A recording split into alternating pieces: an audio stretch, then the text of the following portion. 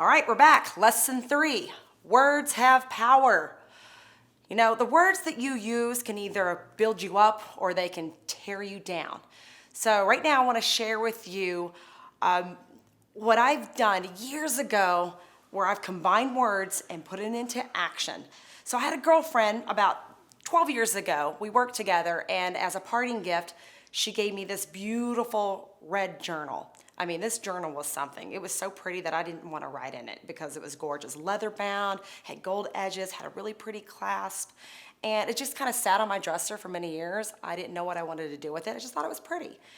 And during the process of Corey and I growing our real estate business, and I was still working in corporate America at the time, but this dude works so hard, and I love that about him. His work ethic is something I've never seen before. I mean, I thought I was a pretty good hard worker, but this guy has me beat. You know how they say entrepreneurs, you know, most people work 9 to 5. This guy works 5 to 9 o'clock at night, 5 in the morning to 9 o'clock.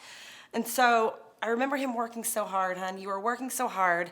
We have 2 kids at home, and this guy was taking out the trash. He did dishes. He fed our children. Was I doing laundry? I think you were doing laundry, which he knows I hate doing laundry. I hate doing laundry with a passion. And you were traveling. And I was traveling with work, and life was tough. You know, we both had very busy schedules, and it was hard just managing the home.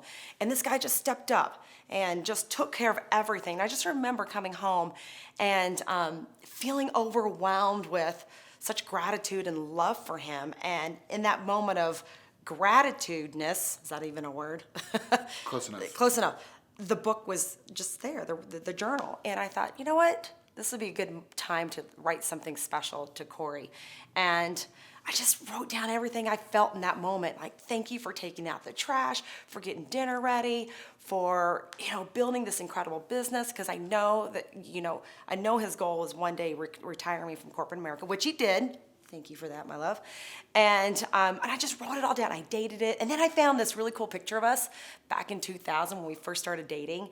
And I just put the picture in the entry spot, and I closed the journal, and I put it by the bathroom sink because I knew I wanted him to discover it. And it's kind of like, surprise, Mama wrote you a little letter.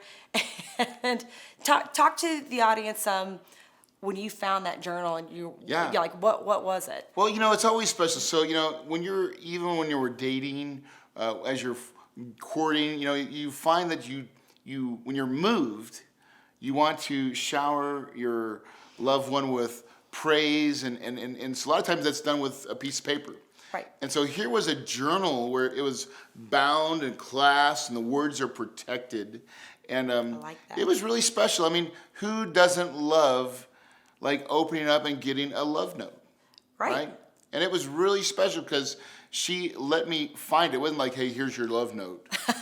I got to discover it. That's right. And discovering it is just as much fun as the reading, too. It's like, oh, Shelley was thinking about me.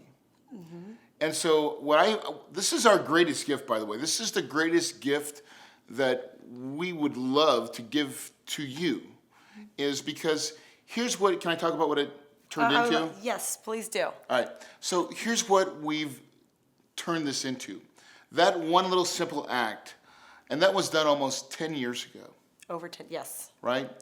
We have kept this journal every time that we felt moved. And it's not always love and mushy. It's life, right? Yeah. As our kids are growing up and certain things are happening, we journal to each other. And it's really fun is because, you know, we keep the journal in one spot. Right. Everybody knows where it's at, right? Even our kids know about it. Now, our kids are not allowed to read it, right?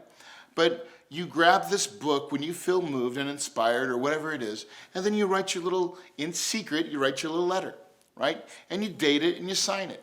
Mm-hmm. And then you put the picture, whatever the picture's like the bookmark. And it's right. It should be one of your very first photos of you together, right? Yeah. When you first were just starting. That's what we have. I remember that photo. We took it in front of the Residence Inn in Norman, Oklahoma. And I was meeting your mom for the first time, and we were like this, and then she. There we go. Yeah, we're just like this, and I think like this, and took the picture. All right. But we looked so young. We looked really young. So, but here's the thing: what it turned out to be is so much more. As I was sharing with some of my people that I work with, my business partners and stuff like that, we're sharing this journal and what it's done for us. And that the words do have power. Oh, man. Because here's the thing about this love journal. It is a collection of our stories, right? Normally you write down in a piece of paper and it gets thrown out in the trash. That's right. But not with this thing. This is a collection of our love notes and journals and talking about life and the struggles. And not only that, Corey, it's talking about, going back to words have power, to write down affirmations or milestones. For example, in the first early entries of journaling, Corey said, I'm going to retire you from corporate America, okay? I think I said it every year for every year for like 4 years. And he said, this 2 is years. The year. This is the year. We're going to do it.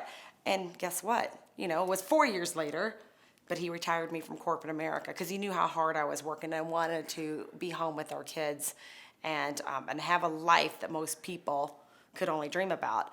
And so to see that come to fruition, your words are powerful. We're talking about, it was actually, so just recently, we were just reading the journal, like for a friend. And I went back to like a New Year's Eve post, a journal that I'd wrote. And I was writing it to you and I was like, honey, this is the year. This is the year our business propels. And this is where it's going to be this year that I'm able to retire you and all this stuff. Now, I didn't retire you till the year after. Right. But it was looking at those dreams and goals. It actually brought me to a tear. Brought you to a tear. Yes, it did. And like those words. Now, more importantly, there's going to be a day when we are no longer here on this earth, right? And in that moment, when we are no longer here, that book still will be. That's right. Right? And there's nothing else, and I mean nothing else more important to me, hopefully to you too. It is. That I want anybody to look at than that book. Because that one book will tell the story of our love. The only story that I care that anybody knows And is the story of me and you and the life we've lived. That's right. All written down. That is the power of what we call your love journal. And it's really been a blessing to see us journal. And it's really not journaling because we don't do it every day. No. We only do it when we're truly moved. Yes. And when you want to either add words of inspiration. Right. Or milestones in your milestones. Life. Right. Sometimes it's like, I can't believe you did that. And you know what I think is also powerful, Corey, is, because we've started, your love journal, when we're gone from this earth, our kids will always have a piece of us. Wouldn't that be something cool to leave behind to your loved ones? It's like a roadmap. Well, it's a piece of you too, because your penmanship is you. Yeah.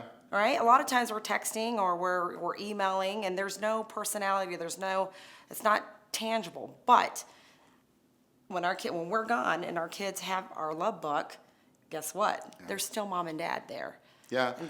And more importantly, I think too is that the words do live on, right? It's a living part of you that you can pass on through generations, right? It doesn't have to just stop. Right. But it is really.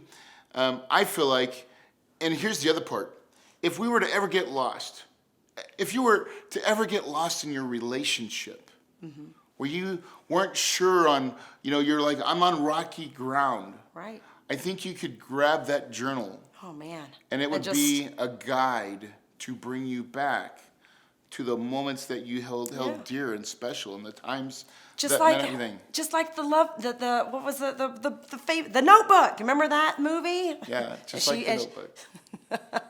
Getting cheesy here. It was you. It was always you. Okay, so here's what you're going to do. Go to yourlovejournal.com and get your love journal today. Start journaling, start creating, get that first entry in, deliver it, find your special spot, right?